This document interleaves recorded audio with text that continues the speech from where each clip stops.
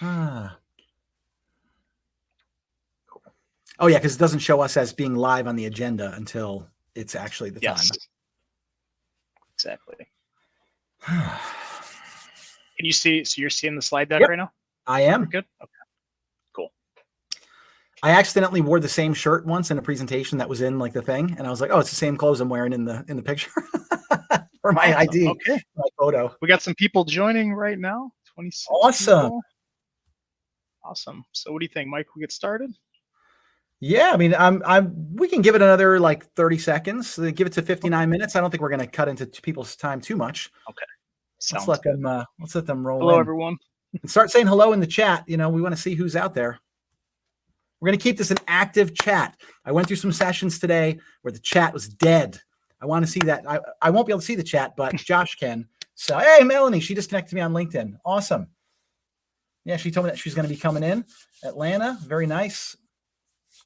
All right, there we go. This is going to be the best chat. The end of the day. Let's entertain. Let's demotain, baby. All right, look at this. All right, we're getting crazy. Yeah, Kelly, always nice. Last one, best one. Love it. This is going to be great. All right. Think we can get started, Mike. Kill Devil Hills, Jane Cleary, home of the Gravedigger, Monster Truck, Monster Jam, coming to MetLife Stadium June 1st. Well, thank you, everyone, for joining us. All right. For Demotainment, delivering a demo they'll remember with Mike McDowell. And my name is Josh Belsley. I'm an account executive at Consensus and will be your moderator for today's session. DemoFest is presented by Consensus. Consensus is leading the world into the new era of demo automation. Our platform gets your buyers what they need when they need it. It then multiplies your revenue team's impact with unique insights on those buyers. As a result, you'll see faster close times, larger deals, and higher close rates. You can learn more at goconsensus.com or view the automated micro demo at the link in the Docs tab on the right of your screen. We do encourage you to participate in today's session, as Mike already mentioned. On the right side of your console, you can see a few ways to engage with us throughout the session. The chat function will allow you to engage with us as well as other attendees. Mike will be taking questions from the audience at the end of the session, and he said he'd be happy to take some during the session as well. So feel free to put them in there, and we'll try and address them as we go along. But we encourage you to ask questions at any time, like you said, just through the Q&A box. If at any time you're having technical difficulties, head to the gear on the bottom of your screen. And here you'll see a help document to help troubleshoot common issues. And now, since we got all that out of the way, I would like to get to the most important part and introduce you to our speaker. Mike McDowell is a seasoned pre-sales solutions consultant at User Testing, a SaaS leader in experience research and insights. With over 25 years of e-commerce experience, he plays a pivotal role in empowering major global entities to enhance revenue, mitigate risks, and elevate the overall customer experience in both digital and physical realms. His proficiency in conducting product demonstrations has been a cornerstone of his career, particularly since transitioning to pre-sales 3 years ago. During this period, Mike has consistently distinguished himself, securing the award for the largest growth deal annually, further enriching his contribution to user testing. Mike has created and published a comprehensive video series. And with that, I will turn the rest of the time over to you, Mike. Awesome. Thank you, Josh. Thank you, everybody. This is going to be really exciting. I think it's really funny that they stuck this one at the end of day one, which is when everybody's really energy is dragging. We need to get our juices flowing again, get our energy up. So hopefully this session does it for you. Like I said, I want to keep that chat active. I cannot see the chat once I start sharing. So Josh is going to be monitoring the chat for me, but please keep it going, keep it going, keep it going. It's going to be really, really great. So with that, I'm going to share my screen, but I'm going to tell you straight away, this is not going to be slide heavy. There's going to be slides up, but there's not a lot of words on them. So let's get going. And as I said, feel free to just jump in with any questions. And here we go. Share my entire screen. Share that. Share. And we're going to jump over to this. And all right. I'm assuming, Josh, can I get a confirmation that you can see my screen? Looks good. All right. Excellent. So Demotainment, delivering a demo they'll remember. I actually thought I was being quite clever with the term Demotainment. I'm like, oh, wow, that's such a genius thing that I just thought of. Aren't I so smart? And then I found out that somebody came up with that term already in 2009. I found it on the Urban Dictionary, the demonstration of things in an entertaining way. I did not decide to explore the Urban Dictionary any further. There's no telling what I would have found, but I don't think it would have been as safe for viewing as Demotainment. As I said, this is going to be slide rich, but not word heavy. I've got a lot of slides to show, but they're all going to look just like this. And what am I doing? What is my theme here? A picture is worth 1,000 words. So I'd rather you look at a picture and listen to me than read. Like it says here, anything you put on that slide, customers will read. I see a lot of presentations where there's just words and words and words. And then people are trying to pick and choose the things they're going to describe from the slide, whereas the audience is just like they're trying to read and they're focusing on the things they want to focus on. So today, you're going to see some themes. I'm going to talk to them, and you are going to see a little bit of demonstration of user testing to reinforce the things that I've been talking about. This is the most word-heavy slide I'm going to show. This is for all those people that really want to be somewhere else right now. So if you want to just get the nutshell version of Demotainment, I'm going to give it to you right up front and then say, yeah, if I haven't won you over already and you want to go somewhere else, get ready to screenshot this, and then you can move it on to one of those other sessions that are over there. I'm sure they're great. Not going to be as good as this one, but they're going to be good. Here we go. Number one, get your energy up. This is something that I'm a big fan of. Anyone in the chat that is one of my coworkers will tell you, I don't drink coffee. I only slept 4 hours last night. I've had no caffeine today, but I'm just raring to go all the time because I love what I do, and I like to show it in my presentations. Number two, be personable, and if you can, personalize your demo. We want to be friendly. People do business with people they like. People do business with people they think like them. And if you personalize your demonstration and you let people know that it's been personalized, they will be more engaged because they might learn something about their business. And that's really important. It's something we really specialize in at User Testing. Tell stories. The more visual, the better. You want people's brains to be engaged and thinking about the things you're doing. When you tell a story, they become active listeners because they're visualizing the events of the story. They're wondering what happens next. Storytelling is a great way to keep people engaged. And of course, that's what entertainment is all about. It's all about storytelling in one way or another. Interact with the audience throughout. Dear Lord, do not kick off a presentation and then 40 minutes later, stop to see if anybody cared or is still there. Interact throughout. Let them know you're paying attention to them. And number 5, and the last one, and my most important one, is keep it fun. Nobody wants to sit there and listen to a boring robotic presentation. We can literally read the deck ourselves and get that experience. But keep it fun, keep it interesting, and if you do, people will remember the experience of attending your demo and the way they felt when they were doing it, and that is going to bring them back to you to possibly and hopefully close a deal to use your product. So that's it. I'm going to leave this up. By the way, I'm not going to tell you the names of the movies. If you want, I think it'd be really fun in the chat whenever a new slide comes up. If you know the movie, put the movie in there. Let's keep that chat going. I put these in there just to make it a little more fun, but every one of the pictures does tie in to the theme on the slide. So a little bit about me, the performer. If you looked at this at the intro for this, it said, think like a performer, not like a mechanic. Demo like a performer, not like a mechanic. I come from a family of mechanics. My father, my uncle, my grandfather all worked on various automotive lines, but I always wanted to be an actor. And if you see the picture and you grew up in the 1980s, the early late 70s, you'll recognize this picture. I don't know if the person looks familiar that's in the picture. If he does, it doesn't mean anything because it's not me. But I did look exactly like Mikey from the Life Zero commercials. People would say it to me all the time. And it did help inspire me at an early age to want to be a performer of some type. Instead of being a performer, which I gave up after college, I basically had a long career in e-commerce, going through 20 plus years at Hertz, where I was in fact a customer of User Testing. I started my career at Marist College, where I helped build some initial websites in the 90s, did some startup work, worked at Reckitt, which makes Lysol and Finish.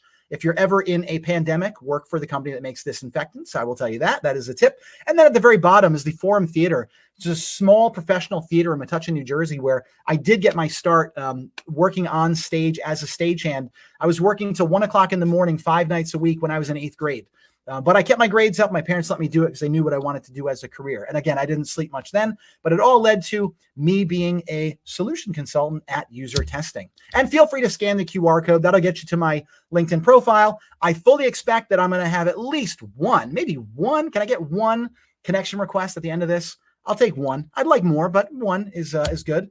Then I'd never done solution consulting before. I was never a pre-sales engineer before. So I took the job because I knew the product. I like to talk, but I needed to get some extra practice. So I came up with this sort of unconventional method of doing practice, which is recording instructional tip videos about my platform, basically demoing to nobody and then publishing it out into the world. Started doing that about 3 years ago, just using a site called Vidyard, a tool called Vidyard.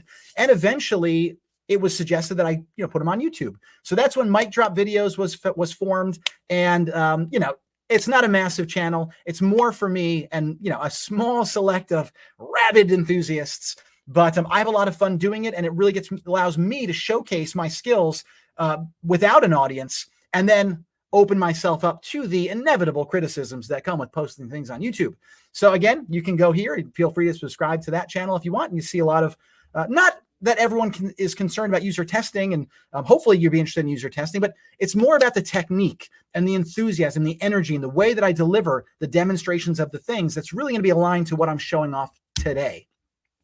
All right, now enough about me. We're into the actual groundwork for a demo. You see here it says, let your character take the stage.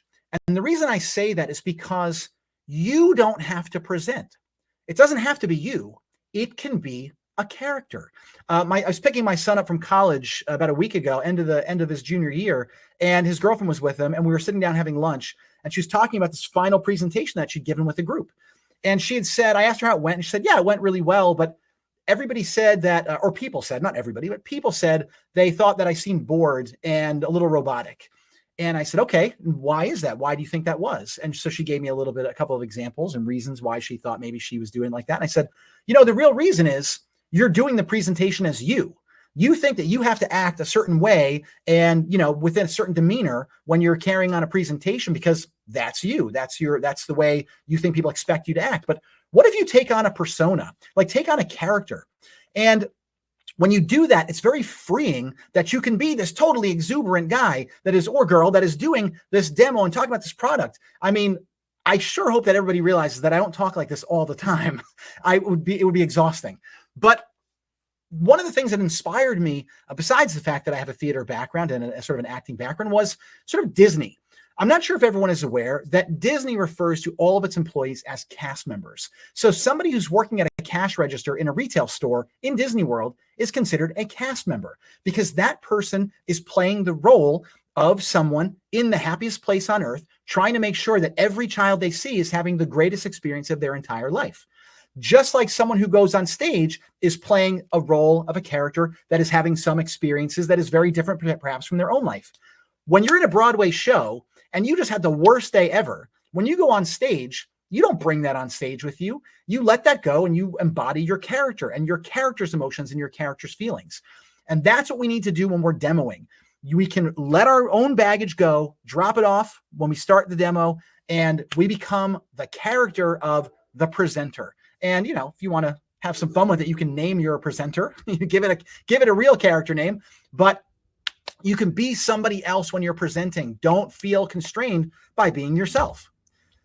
Then it comes to actually getting into the demonstration or getting into the conversation with the customer, getting them ready to receive the information you're going to give in the demo. Make a connection with the customer. Do we just become best friends? Absolutely. Making sure the customer sees you as someone they want to be on a call with is really important. And so as soon as that call starts, we want to make sure that we're engaging in little ways. A lot of times, if the sales team gets on early, maybe it's the solution consultant and the rep, and maybe even a CSM, they get on the call and we're having a conversation. As soon as that prospect joins, the first prospect gets in there, loop them into the conversation. Say, hey, we were just talking about this thing that was on TV, or this thing that was happening, this event, this concert. Have you been to any concerts recently? Make them feel like they're part of the group right away, because that's very, very powerful when someone feels welcomed into not just a conversation with one person, but into a group conversation, and they instantly can sort of get going with that. I was on a call with someone once at Anheuser-Busch, and he was in the St. Louis area, and he came on, and in his background, he happened to have, now again, I don't know if everyone will get the reference, but he had this little stuffed pit bull on his shelf behind him. And I said to him, I was like, hey, is that by any chance a stuffed Spuds MacKenzie that is up there? Spuds MacKenzie was the spokes dog for Anheuser-Busch products in the late 80s and maybe even the early 90s. And he said, it actually is. And I happened to mention, I said, oh, my uncle used to work on commercials. I remember he had a Polaroid once of himself with Spuds MacKenzie. And we had a little chat about that. And it just got the conversation going in a more natural way that said to the customer, yeah, I actually am somebody like you, in quotes, that I know the similar things that you know about, and I've got experiences maybe that you have. So make that connection so that they're ready to actually engage with you. Then we go into something called the mantra. Now, I'm going to give credit on 2 slides to companies that helped train me as a solution consultant and to understand the sales world. I never did sales before 3 years ago. I never was in the pre-sales world until that time. And I got this great training from this company called Force Management. This guy named Patrick McLaughlin was my trainer. I still remember. And he taught me this thing called the mantra.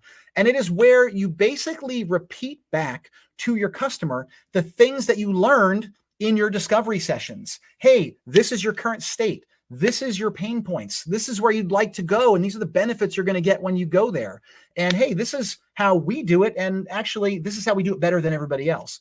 So having a good mantra to open up with tells them not only are they somebody that, again, I enjoy talking to, but they're someone who listens to me. They're someone who listens. And again, I mentioned the personalization aspect. They let me know that this demonstration is going to be personalized based on the things that I have talked about in the past calls. They weren't just a waste of time, and this person was listening to me. And so we can actually take this forward. Then you're going to set the rules. You've let them know you've been listening. We've talked the small talk. Now you set the rules for the demo. Now we kind of did this already. This is where I actually, that little thing that I mentioned about the 4 kids and everything, that's a bit of a routine. I do that all the time. I make sure that I tell people, this is how I want things to go. I want people to call out. If I can't see you, I want you to call out and just break things up. Let's make it interactive. Unfortunately, I cannot see all of you and I cannot see your chats. So we are going to do a little bit more interaction at the end, but that gives me an even harder job today of keeping you engaged without the ability to see your faces and do some of the other techniques that I'm still going to talk about, but I can't do. So this one, again, just lay the groundwork for how you want your demo to go and welcome them. Let them know it's okay to participate. In an engaged customer, a person who is being involved in the demo is going to walk away much more invested in your solutions. Now, here's the second one. And actually, I don't know if anybody else was with me on the 2-win session earlier about building your personal brand, but I did the demo to win training with this organization. And I also learned something really, really important, which is the tell, show, tell technique. And I say here, use the tell, show, tell technique to build suspense. We're talking about storytelling and getting people engaged, giving them a teaser for what's about to come. So you might say something like, in this case, I'm going to use a Kentucky Fried Chicken story where I say, okay, again, these are all stories, things that I just ran. At user testing, I can run studies on anything. I can get feedback on anything. So this is I'm not revealing any customer information, just being clear about that. These are just work that I did on my own to test capabilities of my own platform. So I would say, I might say to someone, hey, so in preparation for this demo, what I did was I went out and I did a study asking 5 people in the London area that live near a Kentucky Fried Chicken to go to Kentucky Fried Chicken and actually use the kiosk in the restaurant to try to order a meal. And something really interesting happened. And I'm curious when we get to that, if you're going to think that is as interesting as I did. So what I'm doing there is, again, personalized, but 2, I'm building in some suspense. I'm letting you know something is coming that's really relevant to you that sort of shocked me, and will it shock you as well?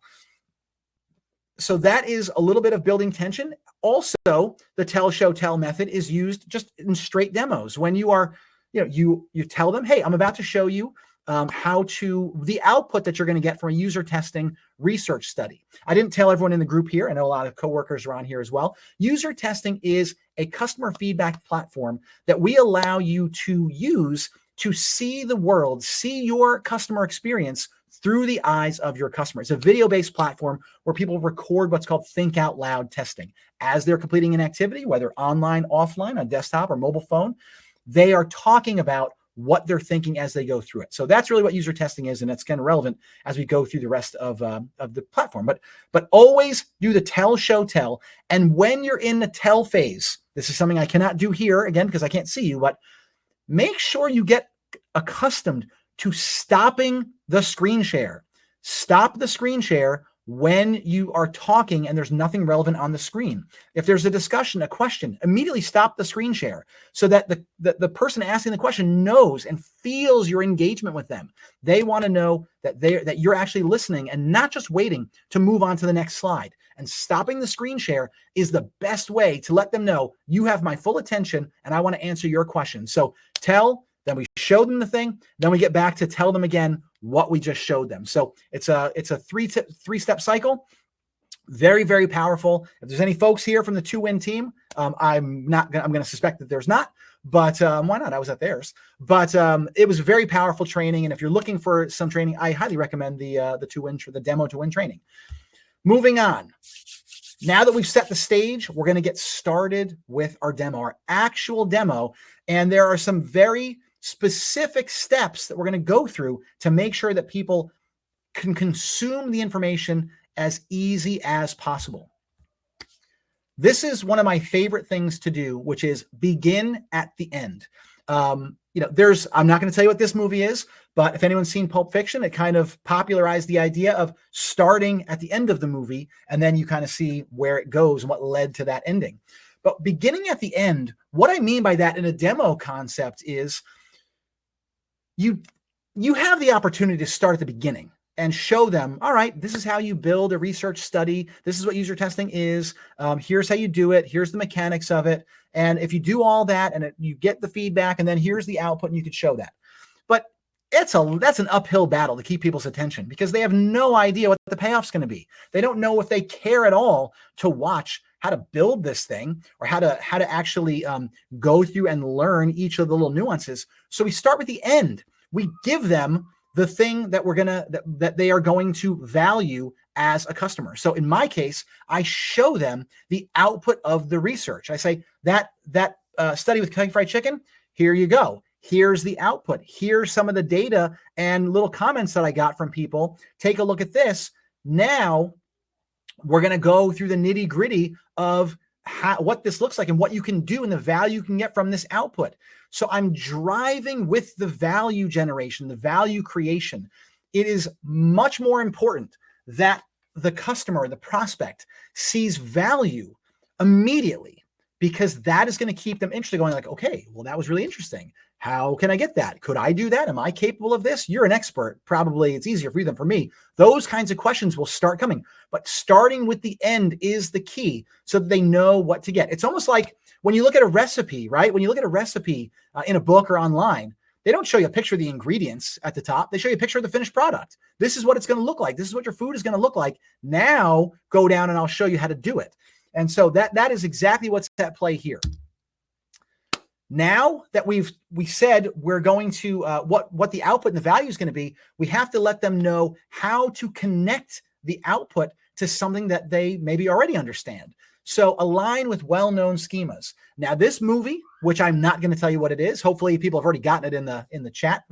The way this movie was sold is a very famous story in that they didn't go and describe the plot of this movie. They didn't go and describe the characters. They didn't really talk anything about it. All they went into the movie studios with was they said, this is Die Hard on a bus. That's what this movie is. And Die Hard was such a popular movie that everybody knew, especially in the movie industry, that it immediately attached itself to that and then just changed the setting, changed one little nuance. So for me, I actually start with a schema that most of my customers will know. And I'm going to do this live for everybody in just a minute. But Think of how powerful that is by aligning to something people already know, so they can immediately, the brain works very effectively to do that. Whenever we see things, we try to connect it to patterns or something that we're aware of already, so that we can say, all right, is that something I can understand or that I know or what have you. There's a really great book that talks about this. I didn't put it on the screen here, but Made to Stick by Chip and Dan Heath is a fantastic read. They talk all about schema alignment in that book, as well as many other things. But one of the more impactful books that I've ever read in terms of understanding how to pitch an idea. Actually, the subtitle for that book, I don't think they changed it. It's Why Some Ideas Thrive and Others Die. And it's just a really great way to understand things like visual persuasion and schema alignment. Okay, once we've got them attached to the idea through a schema, then it's time to move them into your product. But you cannot just show them everything at once. You have to carefully construct a way to baby step them through the product so they can digest a little tiny piece at a time. Because, all right, now they understood the schema, they understood Die Hard on a Bus. Now we're going to add in this other little step. And then, okay, you understand that one? Of course you do. Now we're going to add this other little tiny little thing. And each little thing is a very carefully constructed build on the thing before it to ensure that we're not losing anybody. But of course, we always want to keep checking back in and interacting with our audience to make sure that we're not losing them. And if I could see your faces, I would be able to see whether people are squinting or furrowed brows or anything like that. And I would know, I have some sense of whether or not you were getting it. Influencing how your audience feels, just like a Jedi, is not only possible, it is extremely easy to do. As you're doing these baby steps and taking people through your experience, you should be priming them for a good experience. If you're not familiar with the term priming, it is basically when you say something or show something before saying something or showing something else that influences the way that people feel about it. So I'll give you an example. And again, this is going to come through when I do my little demo. When you're about to show something, you say, all right, enough with all that boring stuff. Now I'm going to get to the great stuff, right? By doing that, one, I kind of, a little self-deprecating. I said everything I just told you was boring, even though I know it wasn't. But I make it seem boring by comparison to what I'm about to show. And I say, this is going to be really exciting. Now, when they're looking at it, yes, there is, to some extent, they may be skeptical and be like, all right, well, I didn't think that was exciting. But you're priming them to think it's exciting. And when I back that up with my tone, my inflection, my energy level, it's hard to not feel that it is in fact exciting. So we're going to do that. We're also going to use very carefully chosen adjectives.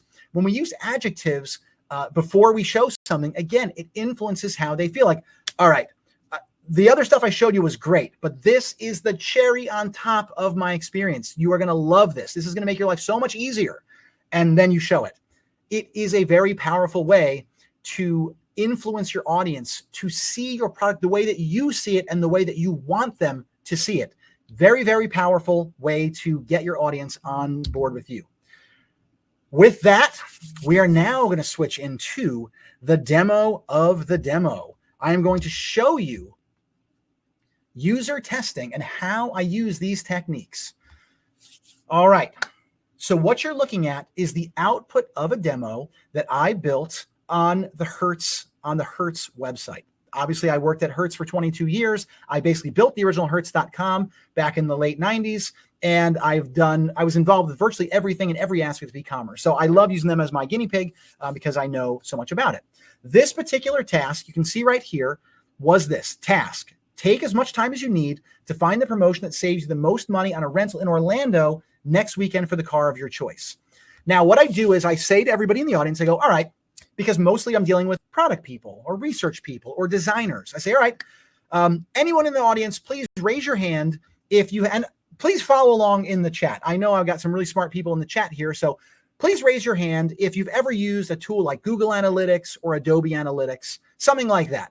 And inevitably, one or two people raise their hand. I go, perfect, perfect. So you're familiar with a path analysis or a unique path flow report? Yes, I get some nods. Yes, they are.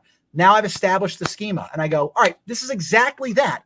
But what we do is we take it a step further with user testing and we don't just show you the page names, we show you the whole experience. So watch this. When I go down through the individuals, I can see what their unique paths were. And if I hover over one of their little vertical lines, those vertical lines represent the pages in the experience. The pages, the longer the line, the more people that are highlighted, the more people have actually seen the page. This is live. This is taken while they were using the experience. And just a reminder, there is no code whatsoever required to see this. This is all done naturally, automatically with the user testing browser extension. So nothing extra for you to do. This is out of the box, super easy. And by the way, you can get this not just for your website, but for your competitors' websites too. So that is great. As I scroll down, I can see if there's any outliers here, because yes, this could be a lot to consume, but what we're really looking for is, did anybody take longer than everybody else? What is the unique thing I can focus in on? So I'm going to go and click on, I'm just going to click on B-Lady96 here. So I'll click on that. And what you're going to see is, I'm just going to refresh my screen real quick. And what you're going to see when I click on that, the individual users, you're going to see their specific screenshots for their entire experience. And it is going to, there it is, sorry. And you're going to see the entire thumbnail view of her journey as she went through the whole thing. So we've got all these pages, her exact, we haven't even looked at a second of video yet. We can see what's going on. Now you're probably asking, what are those little blue dots? Well, those little blue dots, a lot of people like to focus on the first click analysis on a page. We like to focus on the last click analysis because we're talking about a journey, right? That's why you know what a path analysis is, because you're looking at how they went from page to page. But when we're looking at outliers, we want to know, well, how did they end up on that page? This blue dot represents the last click that drove them from step 1 to step 2, and so on and so on. You'll also notice that it says 11 interactions. Watch what happens when I hover over the thumbnail. Again, this is all out of the box. You see the experience is animating right in front of us. It's showing everything that person interacted with in sequence. If I expand all, I can actually see the individual interactions, like, hey, they input Orlando, then they clicked on that. They clicked accept cookies. They scrolled down. They clicked select for reservation. You can see everything that they're doing in the process. So just like your path analysis, but taking it a far leap forward. You're probably asking, what's this? What's this little bit here? That is our automatic friction detection. If there was friction in the experience, it might have been the website or application, but it might have been the individual. All I have to do is click on this and look at this. I've got one person who's having a little bit of friction and they experience it up here by the Hertz logo. I can play this clip and go and watch what that friction is. Really, really very easy. So now we've got that. We've got our friction detection. We've got our path analysis here, our interactive path flow report with all the depth of everything everybody did. But check this out. If you thought that's cool, this is going to blow your mind. So sentiment analysis on your customer journey. How did people feel as they went through this website? And I can see here, those pages are still here, but now they have markers on them for positive or negative experiences. So if I just click on this, I can see B-Lady96. She was on this page, had this modal window pop up. And here we go. Okay, well, that's not what I want. Okay, I'm going to accept the cookies. So we can see the transcript right there of exactly what was going on. But it gets even better if you can imagine it, because what is the point of research if we can't share it with the people that it's relevant to? So I'm going to go ahead and I'm going to just play this clip.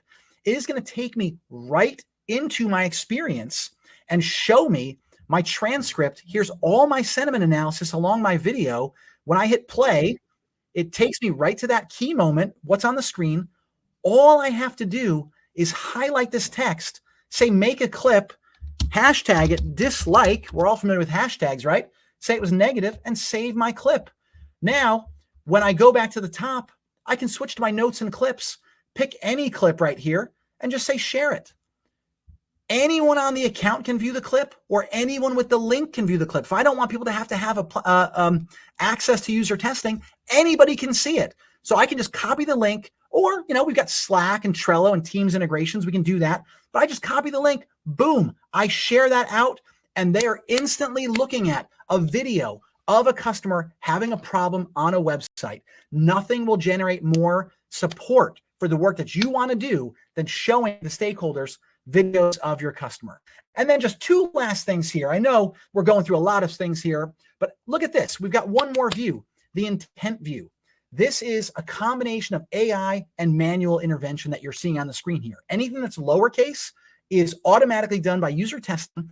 We've tried to apply an intent label from anywhere of 100 general interaction terms, things like browse or accept cookies. Anywhere it's capitalized, you can see I just went here and said, edit the label. I just typed in anything I wanted, browse the deals, select the location, whatever it is. When you're done, spend about 3 to 5 minutes editing this. You will have a beautiful visualization that you can just cut and paste that right into a report, show people what it's like to be your customer. And by the way, you should be incorporating those video clips into the experience. Last but not least, into your presentation. Last but not least is this brand new feature. This is one of our newest things. This is AI task summaries. We automatically analyze all the transcripts and video with AI so that you can see things like this. Again, we haven't even looked at the video yet, that one little clip withstanding. One contributor found a promotion for getting 1 free day when going electric and successfully booked a car with a promotion. How awesome and detailed is that? That is a level of detail you simply couldn't get. When I was a customer, we didn't have transcripts. So this is, if we were in the Flintstones car before, we are flying the Millennium Falcon at hyperspeed right now. So this is really remarkable. All this stuff is here, super easy to do. Okay, now that was the demo of the platform user testing. You can see hopefully how I took some of the examples, the baby steps, how I baby step through everything. I used the schema model. I tried to align it to things that they knew.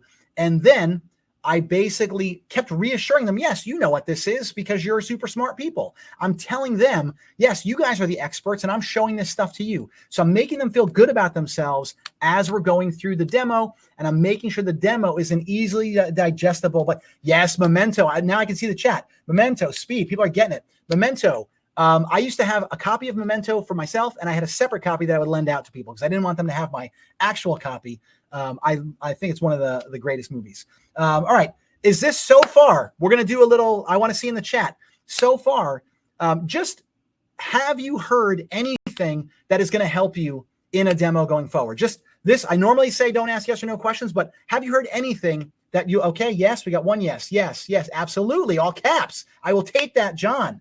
Jessica Adams, yes, we're getting a lot of yeses. Okay, now there's still more to come, but if somebody wants to name one thing that I said, maybe that stands out as something that you're going to try in your next demo. What is one thing that I said that you might try in your next demo? Stopping screen sharing. I love that. Adjectives.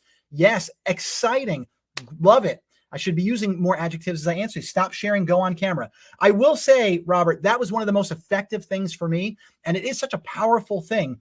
And it's such a powerful thing to learn, to stop sharing your camera. And when people don't do it, you know, a lot of us are in the business of doing demos. And when we watch a demo and people don't do the things that we do, I know we all tend to go, oh man, I just want to tell them, I want to tell that person to stop doing that thing or to change it. But you kind of sit back and you go, okay, yeah, create suspense. Yeah. So we want to do that thing. So, right. So with that, I'm going to get back into the sort of the second part of once the demo's over and we're winding down at the end and we're trying to keep that engagement up, what do we do? So I'm going to share my screen again. I love the engagement. You guys are awesome. I'm going to share my screen again. We're going to jump back over to the PowerPoint here, and we're going to get back into presentation mode, and we're going to move past the demo. So I just asked you a yes or no question, but I said don't do that, right? Why do we not ask yes or no questions? Because they're very easy to ignore. They don't promote engagement. Something else from force management that I learned was the concept of what we call TED questions. Tell me, explain for me, describe for me. And after I asked you the yes or no question, you'll notice I went into a question that was more specific. It was more, tell me something you might use in your next demo, something you learned. Give me a specific. Are you retaining anything from this presentation that I'm giving? So this particular film that's on the screen here, getting in-depth conversation going, getting in-depth questioning going is extraordinarily important in this film, and it is a great one. All right. Now, I demonstrated this, and I don't know if anybody actually will get it, but hopefully you didn't. Expect the unexpected problem. Murphy's Law of Demos. We all know it's going to go down sometimes in our demo. Either we're going to lose connectivity, or something that we're trying to demo went down, or the thing didn't compile right. Something is going to happen that we didn't want to happen. But this quote, I love this quote. Whatever happens, you have to look like it's exactly what you knew was going to happen. Now, I am going to stop sharing for this again, because I want to see what people think about something that happened in the demo that I was giving. Stop sharing. Please write in the chat if there was, okay. But why did I refresh the screen? That's right. But was there anything that happened that you noticed why I refreshed the screen? Did I give any indication of why I was refreshing the screen? Okay, no, but refreshing the screen is correct. I did not acknowledge the fact that when I have a lot of things open and I'm prepping a lot, sometimes my connection will go off. Didn't freeze, but when I opened up that customer journey, the thumbnails were all broken because I had to refresh the screen because I'd had a lot of things prepping for this. It was open for a long time. So I just kind of figured out that there was some little bit of filler I needed to do. I didn't acknowledge it. I just refreshed the screen, and I didn't even mind saying, I'm just going to refresh the screen real quick to show you this. And you just keep going like it's exactly what you thought was going to happen. So be ready. As you get more experience doing your demos, you will actually have regular things. You'll know where the possibilities are of failure, the points of failure, where they might be. So you can be ready with something that you're going to come back with. Now, Teresa, I don't know if you want to make yourself known in the chat. Teresa, I forget your last name, begins with a J. She is someone that reached out to me just before this presentation on LinkedIn, and she said, she just sent me a connection request, and I happen to see that her profile says she's from Harare, Zimbabwe. And I said, oh my gosh, I used to live in Zimbabwe. Is that why you reached out to me? And actually, she didn't know that. It was just a coincidence. But I was telling Josh beforehand, when I was a teenager, I was a foreign exchange student in 1991, 1992, living in Kadoma, Zimbabwe, which is a small town in the middle of the country, one traffic light. Everyone goes to a drive-in or the theater club or the sports club. It was very 1950s. But the school that I attended actually had a little after-school exercise on improv. And learning how to improv was so powerful for this specific situation. When something doesn't go right, or you get an objection, or something, someone acts like they don't care, being able to use some improv skills to roll with the punches, act like it's exactly what you thought was supposed to happen, and just keep going as if everything is perfect. That is what you should be doing here. Observe and react to the crowd. I talked about this before. When we can see people, we want to let them know we can see them.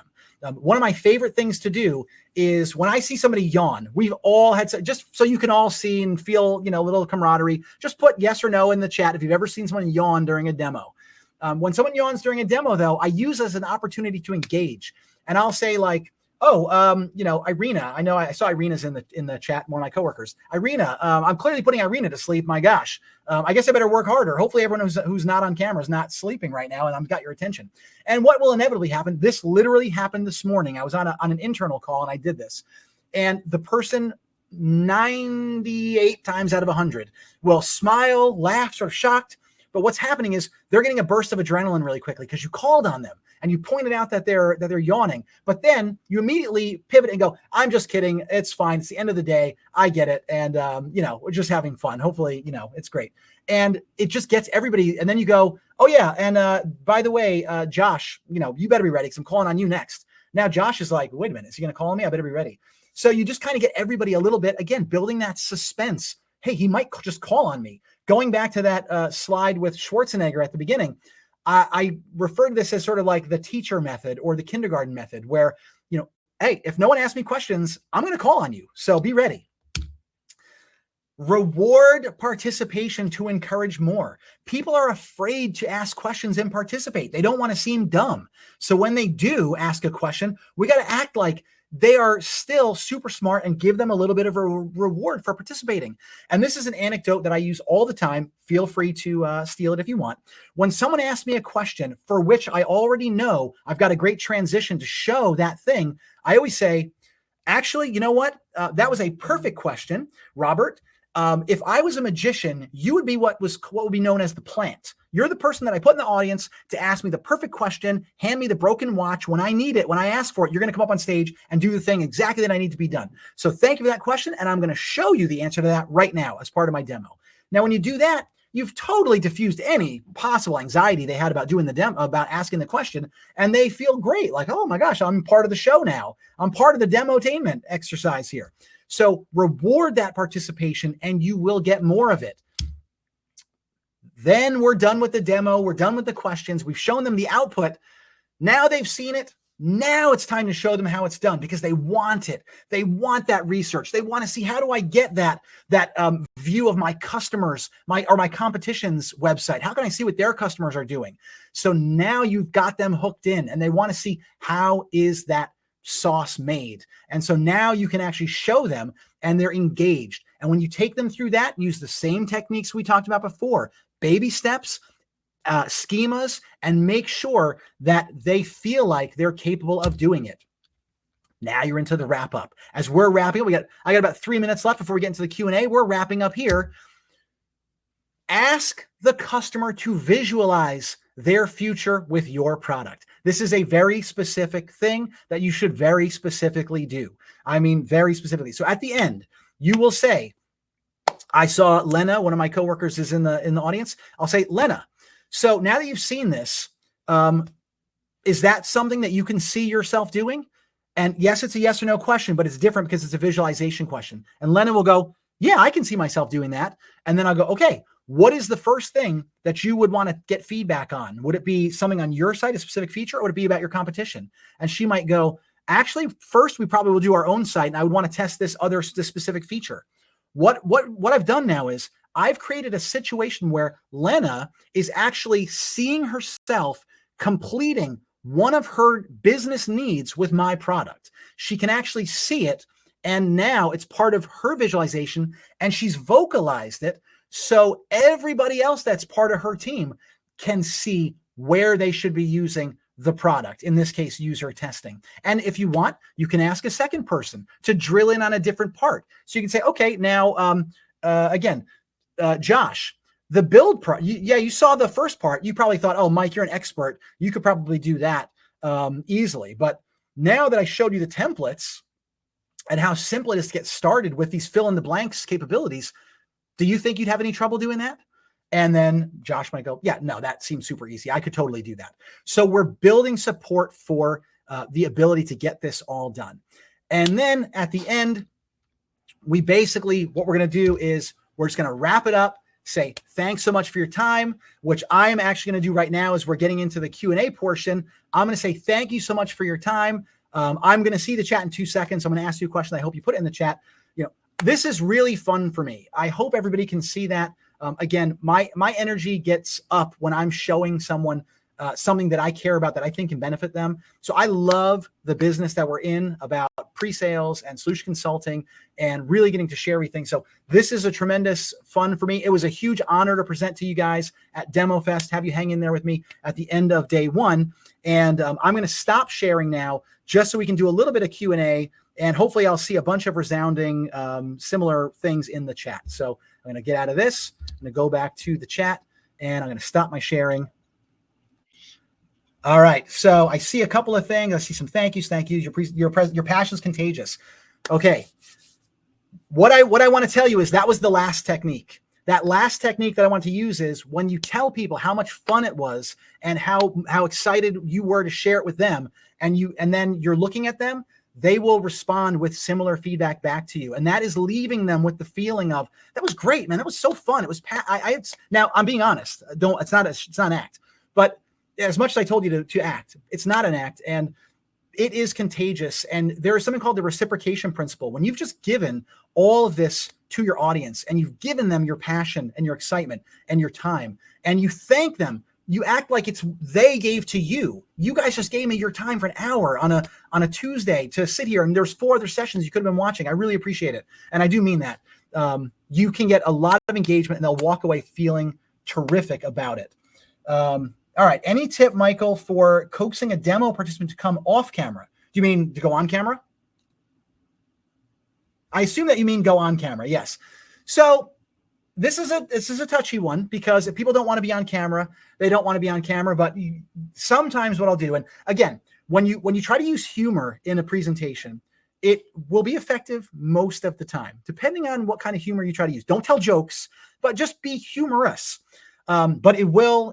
So what I would normally say is I'll say, all right, so Kyle, you obviously we can't see Kyle. Kyle, you're probably eating. I know it's close to lunch or breakfast time. So, if you're eating, just feel free to eat. Now what I've done is I've given an excuse to be off camera, and then Kyle might either respond and go, "Oh no, I'm sorry. I just this is going on." But I didn't scold him for being not on camera, or you. But it gives him an opportunity to go, oh, he noticed that I'm not on camera. I should come on camera, or I'll give my excuse. But either way, I sort of subtly broached the topic without actually being mean or anything about it, or trying to, make fun of the fact that someone's not on camera. So that's one way you can do it. But little tips like that can work. As I said, read the room. If people are not in a humorous mood, things can backfire. It has happened. I will tell you, not everyone's going to be receptive to a little joke here or there. So just, be careful, but far more often than not, everybody is there for you. And so, you can have a little bit of fun with it, like I said at the beginning, but knowing where the line is, and of course, please, no risque humor at all. Just keep it clean. Seinfeld level of humor we're going for here. Keep very, very household humor. Anyways, anybody else with any other questions? There's one in the Q&A. It's camera on your side of things, actually asking if you could recap the turn your camera off comments. So can you okay, so John, can you just clarify that? Can I recap the turn your camera off comments? I think it's maybe when you're presenting, sharing your screen, you want to see their reactions. Maybe that's what John's talking about. Yes. So I could not, just because of the nature of Goldcast here, and I don't have two monitors in front of me where I'm set up, so I can't. Some people, if you have two monitors, I could still see the audience and everything, but my screen was presenting at full screen, so I am still sharing my camera. And I would like to be able to see your camera. So with Zoom, when you share your screen, you can still see the audience. With Google Meet, I believe you cannot see the audience, but you can hear like the ding when someone puts a hand up or something like that. So you can see things. But really, I love Zoom because I can see the audience easily when I'm presenting. That's really what I'm going for. A lot of times when you go into presentation mode, people will turn off the camera because they're like, all right, he's not engaging, he's just demoing. And so can I elaborate on the theory of it a bit on the camera thing still? There was more to the question. He said, do you intermittently turn your camera on and off? Or oh, no, I never turn my camera off. Yeah, I never turn my camera off when I'm screen sharing because I knew, like Josh and I prepped a little bit. I knew, I believe you could still see me even though I was screen sharing next to the presentation. So even though I'm screen sharing, I was still trying to make eye contact with my camera as much as possible. And actually, that's another tip, guys. To be engaging, you don't want to be like looking up at your camera like this, or like be like looking down at your camera. Like a lot of people have their camera on an up angle to make them seem more dominant and imposing. That's the sales reps, right? That's not us. But no. Anyways, so I keep my camera on all the time. I always want people to see my face and read my passion and my enthusiasm. And if I don't know how many shades of red my face has gone since I started, but I can't hide my emotions very well. My face gets very red when I get excited. Anything else? Any other question? Okay, we got another one, Josh. Yeah. Claudia asked, what are some of your favorite tools you found effective in enhancing presentation experiences, and how have they helped elevate engagement and retention with the audience? All right. When it comes to presentation and enhancing presentations, I got to say your product is the holy grail. You got to figure out ways to make your product exciting to get people interested in it. If you can create something with I know not all of us have products where you can make something ahead of time. Like I can make a bit of research. I can make a highlight reel. I play video clips for people. I had a video clip that I showed. I sent people to a Wendy's. I know it's all fast food with me, right at dinner time. I sent people to a Wendy's. I wanted to get feedback. That same study that I did with Kentucky Fried Chicken, I did it with Wendy's, but it was right at the end of the pandemic.